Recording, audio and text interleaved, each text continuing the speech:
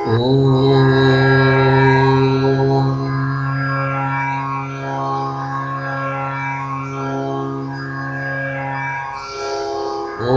भद्रं कर्णेभिः शृणुयाम देवाः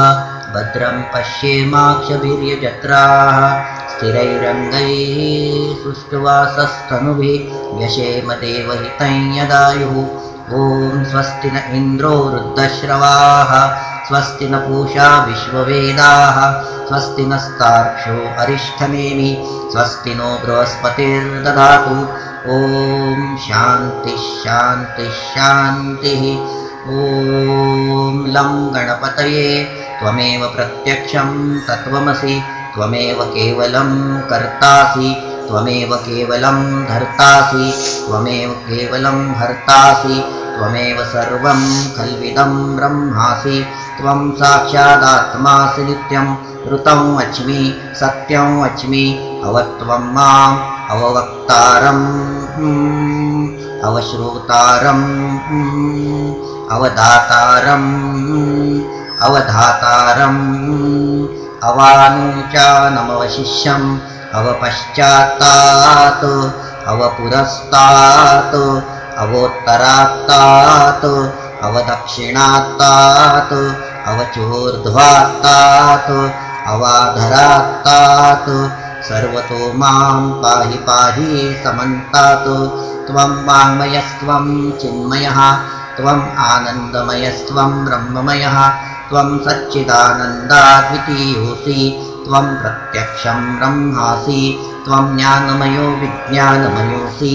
सर्वं जगदिदं तत्तो जायते सर्वं जगदिदं त्वत्तत्तिष्ठति सर्वं जगदिदं त्वयि लयमेष्यति सर्वं जगदिदं त्वयि प्रत्येति त्वं भूमिरापो नलो निलो नभः त्वं चत्वारि वाक्पदानि त्वं गुणत्रयातीतः त्वम् अवस्थात्रयातीतः त्वं देहत्रयातीतः त्वं कालत्रयातीतः त्वं मूलाधारे स्थितोऽसि नित्यं त्वं शक्तित्रयात्मकः त्वां योगिनो ध्यायन्ति नित्यं त्वं ब्रह्मास्त्वं विष्णुस्त्वं रुद्रस्त्वम् इन्द्रस्त्वम् अग्निस्त्वं वायुस्त्वं सूर्यस्त्वं चन्द्रमास्त्वं ब्रह्मभूर्भुवस्वरो गणादीन्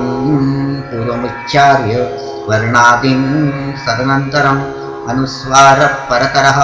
अर्धेन्दुलसितं तारेण रुद्धम् एतत्तव मनुस्वरूपं गकारपूर्वरूपम् अकारो मध्यमरूपम् अनुस्वारश्चान्त्यरूपं बिन्दुत्तररूपं नादसन्धानं संहितासन्धिः सैषा गणेशविद्या गणकऋषिः निःसृद्गायत्री छन्दः गणपतिर्देवता ॐ गं गणपतये नमः एकदन्ताय विद्महे वक्रतुण्डाय धीमहि तन्नो दन्तिः प्रचोदयात् एकदन्तं चतुर्हस्तं पाशमङ्कुशधारिणं रथं च वरदं हस्तैर्बिभ्राणमूषकध्वजं रक्तं लम्बोदरं शूर्पकर्णकं रक्तवाससं रक्तगन्धानुलिप्ताङ्गं रक्तपुष्पैः सुपूजितं भक्तानुकम्पिनं देवं जगत्कारणमच्युतम् आविर्भूतं च सृष्ट्यादौ प्रकृतेः पुरुषात् परम् एवं ध्यायति यो नित्यं स योगी योगिनां वरः नमो व्रातपतये नमो गणपतये नमः प्रमथपतये नमस्ते अस्तु लम्बोदराय एकदन्ताय विघ्ननाशिने शिवसुताय श्रीवरदमूर्तये नमो नमः ॐ शान्ति शान्ति शान्तिः हरि ओं श्रीगुरुभ्यो नमः हरि ओम्।